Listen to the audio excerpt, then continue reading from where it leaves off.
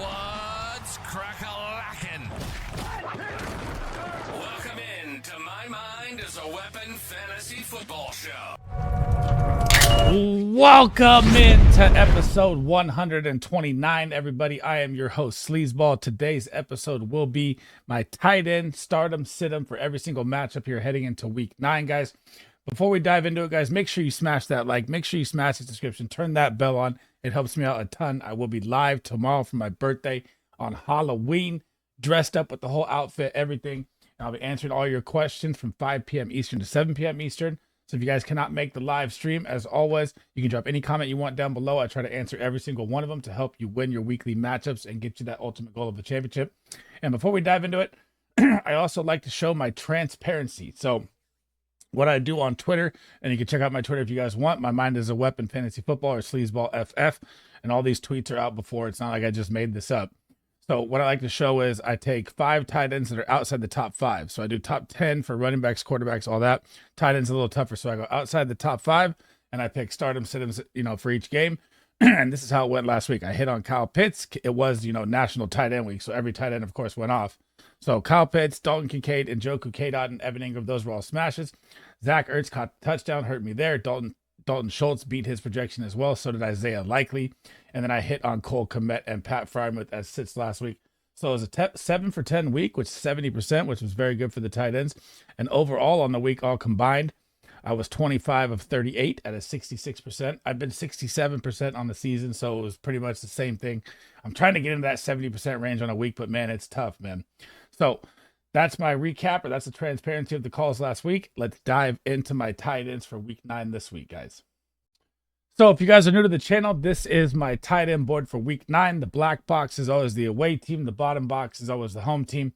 And if you guys have been a subscriber, you know that I throw a shout out every single time to my co-host of my show, Big Draft Energy. So make sure I have all his links in that in the description. Make sure you take a second, click the button. It takes you 1 second, hit the subscription button. He's live all the time doing work behind the scenes, all the information kind of stuff you don't see that I use for my videos. So I'm going to show you a couple tweets of his right here. So Big Draft Energy headquarters. Make sure you smash my guy a follow. Drops amazing fantasy football content. That is why he is on this show. Now, this is the most advantageous matchups for tight ends for touchdowns. So these are the top 10 teams to give up the most touchdowns to the tight end position. I wouldn't say Taysom Hill is a great play at the top there. Dallas Goedert banged up. But these are the pictures right here. If you want to screenshot or take your phone out, take a picture, especially if you like to, play DFS or do pick'ems and stuff like that. Remember, gamble responsibly. But we're going to look at a couple things here. So if you want to take these shots here, this is where you want to save these photos. This for tight ends right here is the most advantageous matchup for receptions. So you see K-Dot at the top, how bad Kansas City is versus tight end. I have K-Dot as my tight end 1. You'll see things start to click here, right? So moving on here to the next one. This is going to be tight ends with the most advantageous matchups for receiving yards. Who do you see at the top again? K-Dot. This is why I'm so high on K-Dot this week. You can see Denver's tight ends, but they don't really have a tight end, so we'll get to that when I get there. But that is it for those pictures, guys. So remember, drop my guy a follow. The links are all in the description. Make sure you check him out. Amazing content creator for fantasy football. Now, Thursday night football here. We have the Houston Texans heading into the New York Jets. And Dalton Schultz, I've never really trusted this guy. I know that, now you have Stephon Diggs out. Maybe he sees more work. I know that Nico Collins is still on IR. So it should be a good game here for Dalton Schultz. And I should have him in green. But I just don't trust this guy. I never trusted him all year long. And it's kind of like, I don't know if it's like a love-hate thing for me with him. But it could be a big game for him. I'm going to put it that way here. But I have him in yellow. You can start him or you can sit him, right? I mean, the choice is up to you in this situation. But for me, I never really liked playing Dalton Schultz. And you have a very tough matchup here as well. You get the New York Jets, who are number 12 versus the tight end. Sorry, that's not the wrong chart. They are number 6 versus the tight end. They only allow 5 points a game at the tight end position on average. So right there, you're already looking at bad numbers. They are number 1 in the red zone, allowing 0. So touchdown upside very low for Dalton Schultz. And they only allow 42 yards to the position, which is top 10 in the NFL. So again, you're going to have a better target share for him with them out. You can start him if you want. It's just a tough matchup for me, so I'm going to leave it in yellow. You can play him or you can sit him. I don't love it. I don't hate it. On to the Tyler Conklin side. I don't like Tyler Conklin at all in this game. This is a do-or-die game for the New York Jets here. You cannot lose this game. I mean, they blew a game to the Patriots last week they should not have blown. Now you're getting the Houston Texans at a disadvantage without Diggs and without Collins. They have to win this game, and they're going to have to feed their superstars. You're going to have to get Devontae Adams involved. You're going to have to get Garrett Wilson involved. And the Houston Texans guys are number 4 overall versus the tight end. They only allow 4.1 points. So I know Tyler Conklin got that touchdown last week on a challenge play where Breece Hall should have scored, and then they took the touchdown away and they threw like a busted play for him to get a touchdown, so saved his day and the numbers look good. Or it was just for National Tight Ends Day, whichever one you want to call it. And it's just a terrible matchup here. They only allow 21 yards to the tight end position. So I'm staying away from Tyler Conklin. And again, you can play Dalton Schultz, if you want. I'm not against the play. For me, I just don't trust him. Moving along here, we have the big division matchup between the LA Rams, who are 3-4, going at the 4-4 Seattle Seahawks. And this game is monumentally huge in the NFC West. So you have the 49ers at 4-4, the Cardinals at 4-4, the Seahawks at 4-4, and the Rams at 3-4. The battle is on. Now, coming to Colby Parkinson's side, when you have Cooper Kupp and Puka Nacua back, you know his target share is probably 2 or 3 a game, right? So to me, it wouldn't even matter if they're playing the best matchup like the Kansas City Chiefs in the NFL right now. So when I'm looking at Colby Parkinson, yeah, he was an okay floor play throughout the year with both them out. Now that they're both back, I'm not even thinking about starting him. Tyler Higbee still on IR. Now, heading to the Seattle Seahawks side, this is my sleeper call of the week that will be on my sleeper video. It is going to be Noah Fant. And I'm going to say that Noah Fant is startable in this game. Now, I know you have DK Metcalf, who's possibly coming back. Practice today. The optimism looks like he will play. That will take the target share away from Noah Fant in a way, because he's going to be the number 1 option, right? But when you have the LA Rams, guys, they rank 31st versus the tight end, second last, giving up 16 points a game to the tight end position. They rank 23rd on the season versus the tight end in points, and they rank 27th in the red zone, giving up 3.7 points. So the touchdown upside is high, and they give up 63.9 yards per game to the tight end position, which is 3rd worst in the NFL. So when you have DK, when you have JC's, when you have Lockett, that's going to be the focal point of the Rams defense. You're going to have Noah Fant running free, and the options here, I guess it's hard to explain. I know it's National Tight Ends Week, and in fantasy football, like the one mistake people make is when players pop off, they think it's going to happen again, and they throw them in as a start. Noah Fant is going to be a better start than most tight ends this week. It is not the National Tight Ends, all the great matchups for the tight ends that happened last week. It's not going to happen again. That 16 touchdowns was crazy. So I actually like Noah Fant as a really, really sneaky play here this week. It's such a good matchup that you can play him if you need to plug and play, or if your tight end has a bad matchup. Sunday Night Football, the Indianapolis Colts, who benched Anthony Richardson, are rolling out the 39-year-old Joe Flacco. But does that help any of the Colts tight ends? For me, no, it does not. They've been literally non-existent the entire season, even going into last year. It's just been a position that just eludes the Indianapolis Colts. So I'm not even going to read the Minnesota Vikings defense versus the Colts, because no one is playing a Colts tight end. Let's be real. Now, on to the Vikings side. TJ Hawkinson is locked and ready to go. Are you willing to throw him out there on his first game back off a major injury? I am not. He's probably going to be like, DeAndre Hopkins going to the Chiefs, 30% snap share, 40% snap share, probably a 3 to 4 game ramp up for him. The matchup is beautiful, guys. If TJ Hawkinson was out here full healthy, ready to go, he'd probably be in my top 3 tight ends this week. That's how good the matchup is. The Indianapolis Colts give up 15 points a game to the tight end position. That is 29th. They rank 31st on the season versus the tight end, giving up 118 points. And they rank 31st in the red zone, giving up 4.6 points a game. So you could throw him in there. He could get a touchdown because they're bad versus tight end all around. I just don't know how much he's going to play. I would assume it's going to be a very low snap count, and I wouldn't trust it.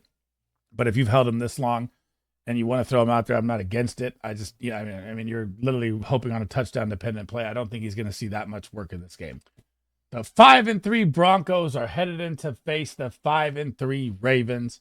And I don't even know if we could even put any Denver Broncos tight ends up here.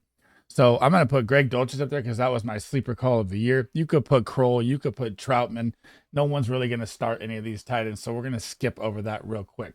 Now, interesting enough here, the Ravens and Mark Andrews, this is why I was buy low, buy low, buy low. Not only the fact that he has 4 touchdowns in the past 3 games, now they bring in Deontay Johnson.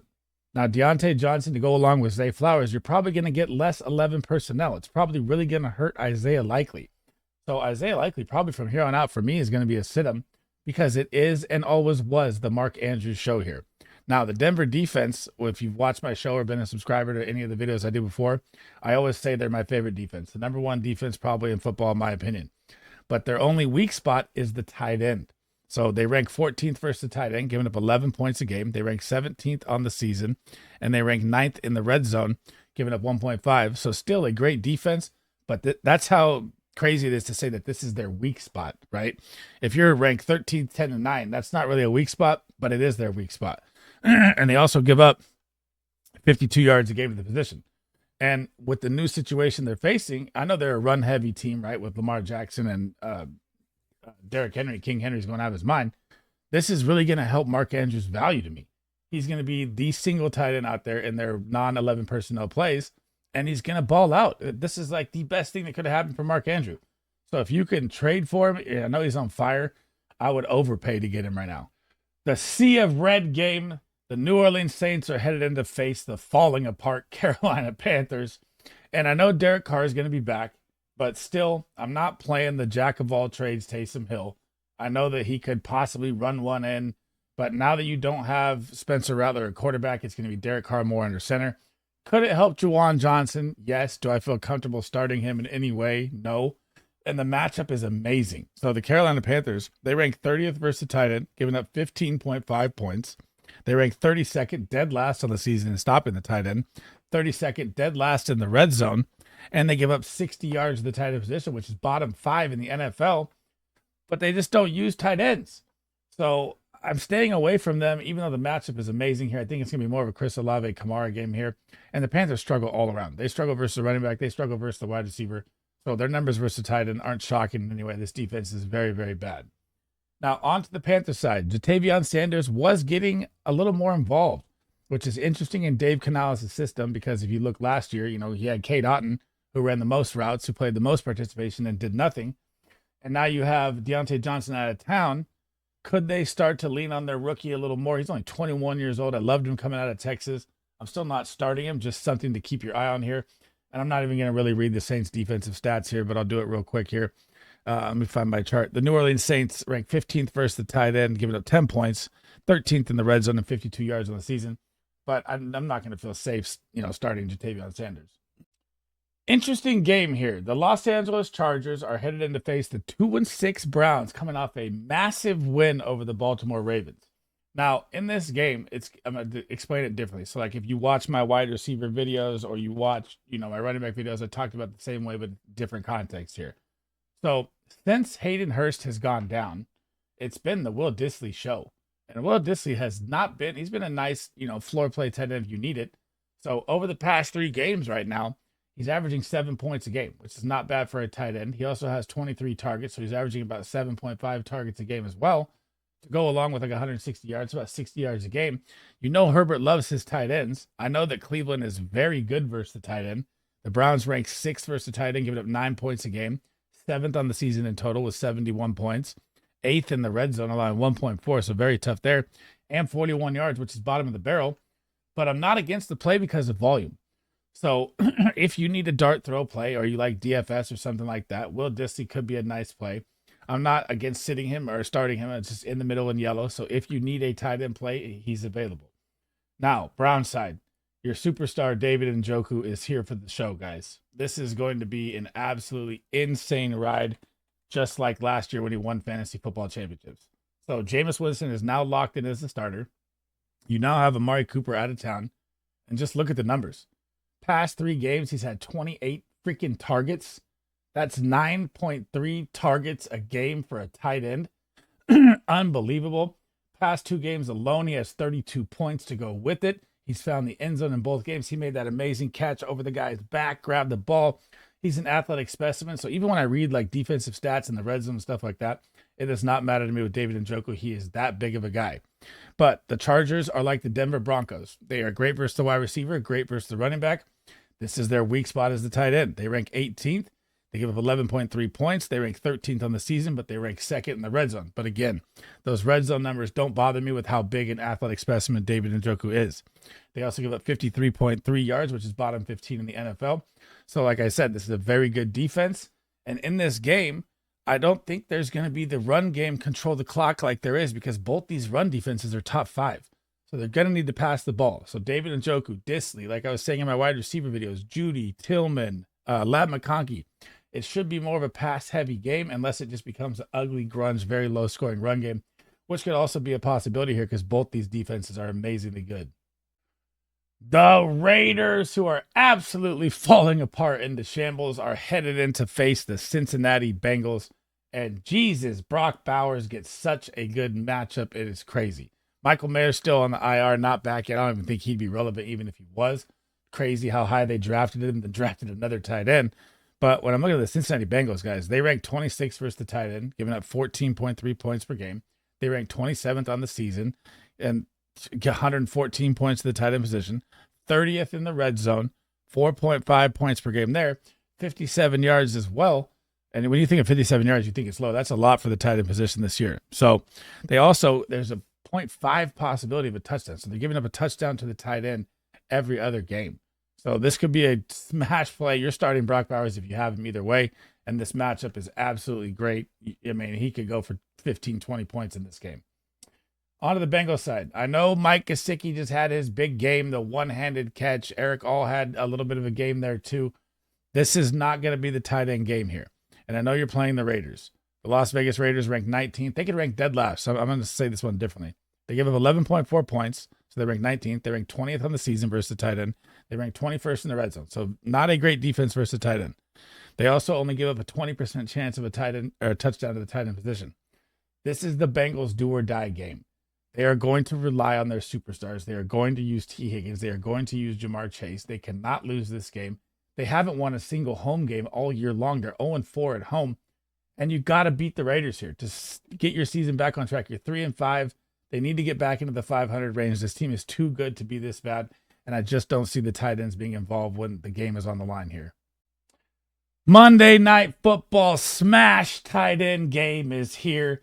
The Tampa Bay Buccaneers are headed into Arrowhead to take on the undefeated Chiefs. And if you guys watch my rankings video, or I talked about it in a couple wide receivers videos, Cade Otton is my number 1 tight end on the week. And yes, he was number 1 last week versus a very tough matchup versus the tight end versus the Atlanta Falcons, which shows you that he is the focal point of this offense from here on out until Mike Evans is back. So not only the fact that the Kansas City Chiefs are dead last versus the tight end, 17 points per game they allow, that ranks 32nd. They're 30th on the year, giving up 118 points to the tight end position. They are 10th in the red zone. So things you have to know in fantasy football. If your team is a good run-stopping team, the front 7, they are usually good in the red zone as well. And that's what the Kansas City Chiefs are. They're good versus the wide receiver, good versus the running back. Then they're going to stingy up in the red zone. That's how it goes. Now, they give up 80.9 yards per game to the tight end position. That is 5 yards over the Baltimore Ravens. That's on average. And then third closest to that is 64. That's how bad these teams are versus the tight end. Cade Otton is going to feast in this game, guys. The Chiefs also give up a 30% chance of a touchdown to the tight end position every game. And Cade Otton coming off 2. And if you're even looking at last week's game, right? Look at the targets. Look at how it went. It was Cade Otton. It was the running backs. And you didn't really even get to see any of the wide receivers get involved. So if I'm looking at it right, you go, oh, okay. Cade Otton, 9 receptions, 10 targets. Then you look at Bucky Irvin. He had 7 receptions. Then you look at Rachaad White. He had 5 receptions. Then the wide receivers come in. Then you see McMillan with 4, Trey Palmer with 2, Sterling Shepard with 3. This is going to be the Cade Otton show, guys. Cade Otton and the running backs, this is what they should call the Tampa Bay Buccaneers till Mike Evans is back. He's going to be a smash play for me every single week until Mike Evans is back out there. And now when I moved to the Kansas City Chiefs side, Travis Kelce has an amazing matchup as well. That is why this is the smash Monday night tight end, national Monday night tight end game right here for them, because Tampa Bay Buccaneers ranked 27th versus the tight end, giving up 14.5 points. They rank 28th on the season, giving up 116. They rank 20th in the red zone, giving up 2.4. They also give up 65 yards a game to the tight end position, which is bottom 5. And they give up a 50% chance every single game of a tight end touchdown. And this is going to be the Travis Kelce, K-Dot, and must-start tight end game. You're obviously starting Travis Kelce if you have him either way. But, man, this is going to be awesome to watch the tight ends dominate this game. All systems green game 2. The highest scoring game of the week. The Dallas Cowboys are headed into the Atlanta Falcons. It is projected at 52.5 over-under. So they think the points are going to be flying, as do I. Now, on Kyle Pitts, or we'll go Kyle Pitts second here. Jake Ferguson. So Jake Ferguson, down game last week. You know the Cowboys are going to have to pass the ball. Their run game is just shot. I know that Zeke scored a touchdown last week, and he got it at the goal line. That's fine. But you're going up against the Atlanta Falcons. The Atlanta Falcons versus the tight end right now on the season. And you got to remember, the Atlanta Falcons have played a very, very tough schedule to get here. So the numbers, again, are kind of skewed here. So they rank 22nd, giving up 11.6 points, 14th on the season, 18th in the red zone, giving up 2.4 points, and 48.7 yards to the tight end position, which is bottom 15. And they also give up a 30% chance for a touchdown every single game. And when you have, I know Dowdle could be back and Zeke and their offensive line is beat up, it's going to have to be Dak passing. And now in this game, you're going to have Bates and Simmons, the two best safeties on the Falcons. You're going to have A.J. Terrell, one of the best shadow corners, one of the top 5 to 10 corner in the NFL, probably guarding CeeDee Lamb the most he can to stop him the best you can. You can't really stop him. You try and slow him down. Jake Ferguson could be the focal point in this game and be in for a monster game here. Heading over to the Falcons side, I told you guys, do not give up hope on Kyle Pitts. Kirk Cousins always makes his tight ends great, man. I know last week he almost made a bonehead play and dropped a touchdown behind him. That would have been absolutely killer. But everything is clicking in Atlanta. Drake London's clicking. They now have the Bijan show going. Kyle Pitts is clicking. And you get the Dallas Cowboys. And when I'm looking at the Dallas Cowboys defense here, like I've said in other videos, all their numbers are skewed as well. So they're going to get Deron Bland back off IR, superstar corner, led the NFL interceptions last year. They're going to get Micah Parsons back. We all know Micah Parsons is one of the best defensive players on the planet. Lawrence is not going to be back yet. It doesn't look like. But this defense is about to get healthy. So when you're looking at these numbers, just remember that. So they rank 17th versus tight end, 12th. They give 11.3 points, 12th on the season, but they really struggle in the red zone. 26th in the red zone, 3.5 points per game there, 48.7 yards, so bottom 15 there as well. And there's a 60% chance of a touchdown for Kyle Pitts playing against the Dallas Cowboys. I love those numbers. I love the Kyle Pitts breakout. I've been waiting for it, and it is here, and you are starting Kyle Pitts every single game for the rest of the season from here on out. Ooh, the game I cannot wait to see. The Miami Dolphins at 2-5 are headed in to face the Bills, who are undefeated in Buffalo. And this is interesting. So Jonnu Smith, and I've been talking about this through videos and telling you that he's going to get acclimated with this offense, and he's going to be a part of it. So if you're looking at it right, last week, Tua comes back. They play Arizona, and he plays his most snaps of the season, right? 66%. He never played over 50 at all at any game before in the first 6 games before that. So you're seeing him get more involved. He was my sleeper play of the week last week, by the way. Absolute nails on that. 20 points last week, 7 targets, 7 receptions, almost 100 yards and a touchdown. That was awesome. I'm going to pat myself on the back for that one. I only know one other content creator on the planet that was even on that call. But you get the Buffalo Bills here. The Buffalo Bills are weak versus the run. They're very strong versus the receiver, but they're weak versus the tight end. They rank 16th. They give up 11 points. They rank 19th on the season. They rank 12th in the red zone. They give up 46 yards a game to the tight end position, which is middle of the pack, or bottom, about 15, ranks 15th, 16th. And there's also a 60% chance of a touchdown, a 10% chance for a touchdown against the Buffalo Bills. But in this offense, when you have Tyreek Hill, when you have Waddle, Achane out the backfield doing everything he does, they got to worry about so much other stuff. This is like a Noah Fant thing to me here. That Jonnu Smith could just be running open. So I'm not against you starting Jonnu Smith in this game, and it's someone you should be keeping your eye on the waiver wires to pick up, because I think his snap share is just going to go up and up from here, and he's a very athletic tight end that people forget about. On to the Buffalo Bills side, Dalton Kincaid. They get the Miami Dolphins. Let's just start off with, I think it's going to be a shootout. I think the over-under is too low. And the Miami Dolphins are very good versus tight end. They rank 7th. They give up 9 points. They rank 6th on the season. They rank 4th in the red zone. So almost the top 5 to 6 defense all around versus the tight end. You're still not going to sit Dalton Kincaid, though. 44.7 yards. And guys, they haven't given up a single touchdown to the tight end all year long. Could this be the game where Dalton Kincaid, breaks the zero curse that the Miami Dolphins have? Of course, possibly. Dalton Kincaid's a very athletic tight end. But now you just got, Amari Cooper getting acclimated. You got Shakir breaking out. You got Coleman popping off since Amari Cooper's gotten there. So now there's a ton of weapons going around, which really hurts the target share. But I still like, Dalton Kincaid as a start. I'm definitely not sitting him. And Jonnu Smith is someone you should be keeping your eye on as well. A sea of red game. The Chicago Bears are headed into the New York Giants, and I had Cole Kmet on a sit-em last week, and that is not going to change this week. So in this matchup versus the New York Giants, they are number 4 versus the tight end. They give up 7.6 points a game. They are number 1 in total points against the tight end on the season with 45, and they are number 5 in the red zone. So this is a very, very elite front 7 that the New York Giants have. They only allow 39.7 yards to position. That is also top 3 in the NFL. And guys, 0 touchdowns, just like the Miami Dolphins. So in a game where they just got beat by a Hail Mary, they didn't get any of their superstars involved. You didn't see DJ Moore. You didn't see Keenan Allen. You saw a little Rome Odunze. It was the DeAndre Swift show. I expect this to be a game where it is DJ Moore, Keenan Allen heavy. And I think they're going to just mop up the New York Giants. I mean, I can't believe they stayed in the game with Pittsburgh on Monday Night Football. The Giants are just, it's tough to watch, man.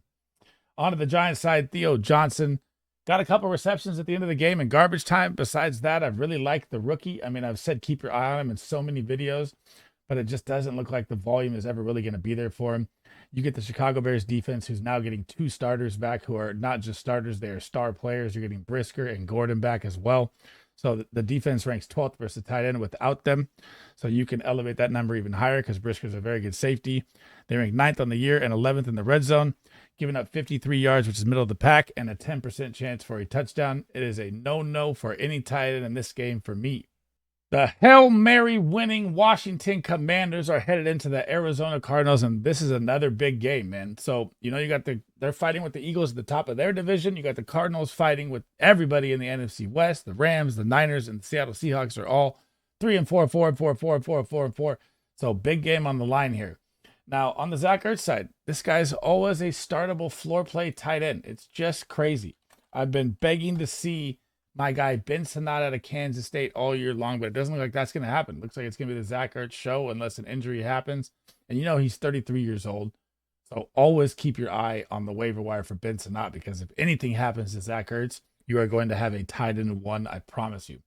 But Zach Ertz, I mean, if you look at the last 3 games, 10 points a game. Just solid floor play every single time. Saw 11 targets last game, which was absurd versus the Bears. I mean, that, like I just said, the Bears have a very good defense, but they didn't have their stars out there, like I also, just alluded to in the last clip there, or in the last game there. So you can always play Zach Ertz. You can always hope that he gets a touchdown. He's always going to be 6, 7, 8, 9, 10 points. And you get the Arizona Cardinals. The Arizona Cardinals versus the tight end, they rank 20th. They give up 11 points a game. They rank 20th on the season and 21st in the red zone. So all 20, right? 48.8 points, that ranks about, or 48.8 yards, that ranks about 20th as well. And there's a 20% chance of a touchdown for a tight end position against the Arizona Cardinals. So if you have Zach Ertz, you can roll him out there. I'm not against it. I don't love it. I don't hate it. He's always just a solid floor play. Trey McBride, my tight end 1 on the season, showed up. Biggest game of the year. Most targets he's seen all year. Most yards he's seen all year. And it was against a very tough defense. And the same thing happened for Marvin Harrison Jr. He had a very tough matchup and he popped off. But I honestly think that his success came from how much Trey McBride was drawing.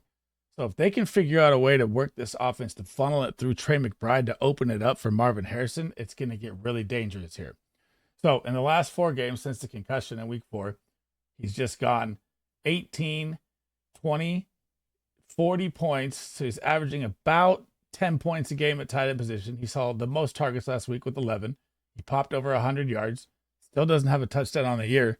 You're playing the Washington Commanders. Their defense has gotten better. It used to be bottom of the barrel and everything, but they changed to a too high defense, and it's just become better all around. So versus the tight end, they're 8th, giving up 9.2 points. They also rank 8th on the season, right at 73.7. They rank 15th in the red zone, so higher touchdown upside for McBride. They give up 37 yards, which is top 10, and there's a 20% chance of a touchdown for Trey McBride in this game. But still, with how good this guy is, you're always starting him no matter what. And Zach Ertz, again, you can always start him. I just don't love it. I just don't hate it. The Jacksonville Jaguars, who were decimated with injuries last week, lost Christian Kirk. BTJ went down with a chest injury. Supposedly he was out 2 to 4 weeks. Now he's day-to-day. Now he's practicing. Welcome to 2024 Fantasy Injury Updates. It's been so wild this year. And Gabe Davis looks like he's going to be out there too after popping his shoulder in the second quarter. But still, with the non-Christian Kirk to cover, play out of the slot, go across the middle, this is going to open up everything for Evan Ingram. But the matchup is terrible. But I do not care. I'm throwing that out the window. So the Eagles are number 3 versus the tight end. They give up 7 points a game. They're number 1 in total points on the year versus the tight end. That's amazing. They're also number 5 in the red zone, giving up 1 point a game to the tight end. 39 yards, bottom 10 there as well. And they're also a team with 0 touchdowns allowed to the tight end position. But if there's ever a guy that's going to do it that's like a David Njoku athletic specimen, it's Evan Ingram. And now you have more volume. This is what you want. Evan Ingram's value just skyrocketed with Christian Kirk out. You're starting him no matter what. And the Philly defense, they're a front 7 heavy team. If they can get Evan Ingram to pop off the top, they struggle with the safeties in the corner. So if they can, somehow Doug Peterson draw up a play here that gets him out there, he could pop a big one. Onto the Eagles side, Dallas Goedert. We don't even know if he's going to be out there. Looks like he didn't practice today. He's been out the last 2 weeks. Calcaterra as well as the backup. I'm not even going to put him on here. I never thought about starting that guy once. I don't think you should either. But when you're looking at the Jags, this team has been just gashed by tight ends. And it's one of those games where I honestly think that the Eagles just get ahead and the pass volume becomes less if he doesn't score early. So I would be worried about starting Dallas Goedert anyways. But the Jags give up 14 points a game. That ranks 23rd. They rank 24th in total points on the season. They rank 29th in the red zone, so the touchdown upside is here. 57 yards a game, which is bottom 5.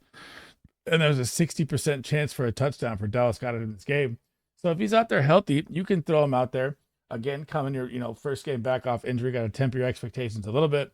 And the matchup looks like the Eagles are just going to roll them. So the game script could go in a bad direction here. But still, if you own Goddard, I'm okay with it. I don't love it. I don't hate it. The biggest game of the week. The 6-2 Packers are hosting the 6-1 Detroit Lions in a monumental game. Division, standings, playoff, home seat, everything on the line here in this game. And we might not have Jordan Love. So that could really put a damper on things for this game here with the injury last week. But again, I haven't seen anything yet. I've only seen that he didn't practice today. So make sure you're staying up to those updates. But on the Lions side here, so if Jordan Love goes, I like Sam Laporta as a start. If Jordan Love is not out there, I would put Sam Laporta in yellow because I think it's going to be the same kind of game script as it was versus the Titans. I know he got the halfback pass from David Montgomery, which was a thick play call to get the touchdown. He hasn't had the volume. He hasn't been the same tight end one that he was last year. And I don't know what's wrong. It's really weird to explain, figure out the Lions offense. I know Jameson Williams was more involved early. Then Jameson wasn't involved. And now Sam Laporta is not involved. And now Khalif Raymond's getting touchdowns. It's all over the place.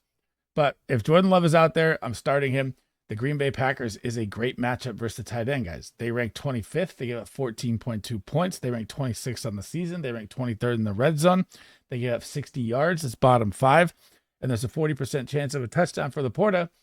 But again, if Jordan Love isn't out there, I think it's going to change the game script. And I'm going to put him in yellow as you can start him or you can sit him. I don't love it or hate it if Jordan Love isn't out there. On to the Tucker Kraft side here. Tucker Kraft is just beating me every single week in what I go against him. So I'm no longer doing it. Even though the matchup here is terrible, guys. The Detroit Lions are number 2 on the season versus the tight end. So 7.1 points per game they allow. They're number 2 in total points on the year with only 50 points allowed. So that'll tell you right there, 7 games, 50 points, under 10 points a game, about 8 points a game. 7th in the red zone, allowing 1.3, only 30 yards, which is top 2. and they give up, there's a 10% chance of a touchdown for Tucker Kraft in this game. Now, if Jordan Love is out there, I'm putting Tucker Kraft, or Jordan Love isn't out there, I'm putting him in red, 100%. I'm not starting Tucker Kraft if Jordan Love is not out there. But if Jordan Love is out there, I expect this to be a high-scoring shootout game where you want every piece of. So I'm doing this video Wednesday as if Jordan Love is out there playing. Again, he didn't practice today, so make sure you're paying attention to the updates. But I would start both these guys if Jordan Love is out there. And if Jordan Love is not out there, I don't really feel comfortable starting either one of them, but you can throw Laporte out if you want. Ah, man, we got to talk about this game last. The New England Patriots in the dumpster fire game are heading into the Tennessee Titans. Sorry to the Patriot and Titans fans, but man, it's ugly, bro. So when I'm looking at this game, Hunter Henry, I'm still going to go with Hunter Henry as a start here, although the Tennessee Titans are very good versus tight end. So they rank 5th. They give up 8.6 points. They rank 4th on the season. They rank 17th in the red zone, so higher touchdown upside there. 33.3 yards they allow, which is top 5. And there's also a 30% chance of a touchdown for Hunter Henry in the game. Now, Drake May, concussion protocol, may practice limited, be really, I guess you'd say not that crazy because Marvin Harrison made it in 1 week. But I think it'd still be crazy for him to make it out there as a quarterback, especially being a rookie, to throw him out there off concussion. I just don't see the Patriots doing it. So it's going to hurt them without Drake May. Jacoby Brissett, we all know, is just so fun to watch. So this has got to be the security blanket focal point of this offense in any type of passing game here. That's the only reason I like Hunter Henry in this game. Even if it's Brissett, I'm still okay with the start. I still think he'll get 7-8 points, probably 6-7 targets with a touchdown, 30% touchdown chance. I'm willing to take that in a game that I think is going to be really ugly to watch. And I think he's really all they have. I know DeMario Douglas was popped for a minute for Pop Douglas and he's back to quiet. It's just ugly to watch right now. On to the Titans side, Chig Okonkwo. So if you guys watched any of my other videos, Chig has a little opportunity here. I know he's not great. I know you don't want to go smash and pick him up on the waiver wire, but he just saw his most targets of the year in the first game with DeAndre Hopkins out. The Titans are going to be playing from behind probably the rest of the season. Maybe not in this game because this game will probably be like 12-9 at this point, baseball score here. So I don't like him as a start ever. Just someone to keep your eye on right now because when volume goes up, that's what I like to see. And that's what he's going to get with DeAndre Hopkins' target share gone. And, you still have Treylon Burks on IR. So he could see more work, but I don't love it. But the New England Patriots are also top 10 versus tight end, 16th on the season, 14th in the red zone, and 48 yards, which is bottom 15. There's a 20% chance of a touchdown. This is like a DFS dart throw if you have one here for him. That'd be the only shot I'd take. But I am going to be paying attention to the work he's seeing. I like to see volume, and he just saw the most he's had all year. So I'm a little interested to pay attention in that aspect, but I'm not starting him. Woo! That is the end of the episode, guys. That is the end of my stardom sit-ems. That is all quarterback, running back, wide receiver, tight ends for you guys before the Thursday kickoff tomorrow. And before you guys head out, man, make sure you smash that like. Make sure you smash that subscription. Turn that bell on. It helps me out a ton. I cannot thank you guys enough for all the support you guys have shown me this year. It's been absolutely amazing. And again, tomorrow is my 38th birthday. I will be live on stream, 5 p.m. Eastern. Full outfit, full makeup, everything, because we got a Halloween party afterwards, taking your guys' questions from 5 to 7 p.m. Eastern. I hope to see you guys in there, man. Bring the thunder. It's going to be a fun and wild stream. Who knows what's going to happen. I'll probably be having a couple drinks on stream too, so we'll see what happens there. And if you guys want to check out my rankings or anything like that, that is all up. Remember to click that link in the description and drop my guy a sub, drop my guy a follow, Big Draft Energy. And that is it for me tonight, guys. I hope to see you guys on the birthday stream tomorrow.